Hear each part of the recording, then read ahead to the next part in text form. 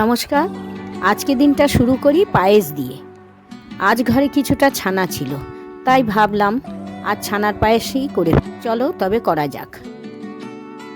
আমি এখানে 150 গ্রাম ছানা নিয়েছি। তাতে একটু এলাচের গুঁড়ো আর 1 চামচ ময়দা দিয়ে ভালো করে মেখে নিচ্ছি। আমি একটু কম দুধ ও ছানা দিয়ে করছি, তোমরা একটু বেশি দুধ ও ছানা দিয়েও করতে পারো।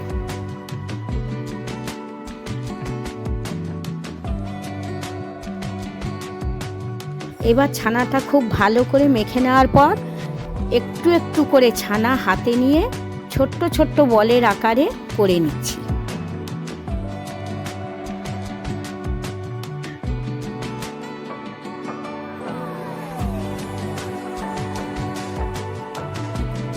আমার ছানার বলগুলি সব হয়ে গেছে। এবার গ্যাসে প্যান বসিয়ে 1 পোয়া জলে 1 কাপ চিনি দিয়ে একটা শিরা তৈরি করে নেব।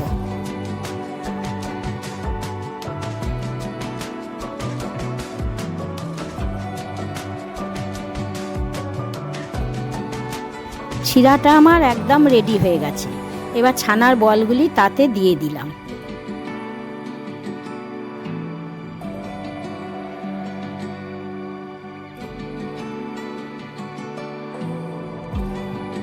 আর ছানার বলগুলি ভালো করে ফুটে গেলে এবার ঠান্ডা করবার জন্য নামিয়ে নেব।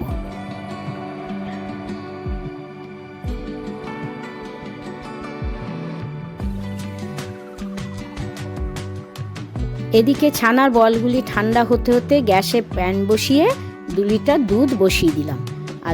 আর দুধটা ফুটিয়ে ফুটিয়ে খুব ঘন করে প্রায় অর্ধেক করে নিলাম।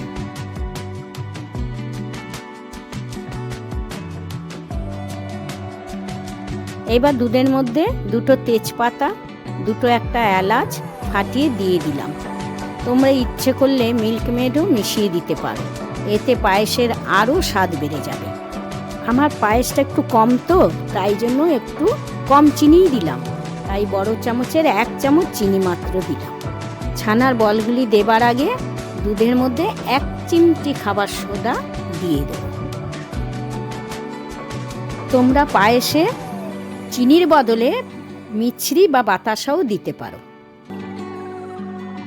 এবার ফুটন্ত দুধে ছানার বলগুলি দিয়ে দেব, কিন্তু বেশিক্ষণ ফোটাবো না। 1 মিনিট ফোটার পর ছানার বলগুলি বেশ ফুলে একটু বড় হবার পর পায়েসটা নামিয়ে নেব। এবার পায়েসটা অন্য একটি জায়গায় ঢেলে নিচ্ছি।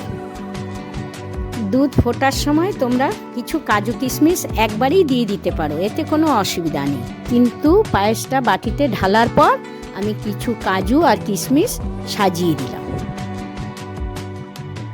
ছানার পায়েসটা আমার হয়ে গেছে। এবার নর্মাল হলে ফ্রিজে রেখে দেব।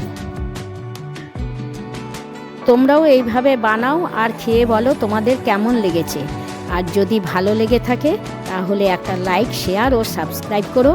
ভিডিওটা সম্পূর্ণ দেখার জন্য তোমাদের অসংখ্য ধন্যবাদ।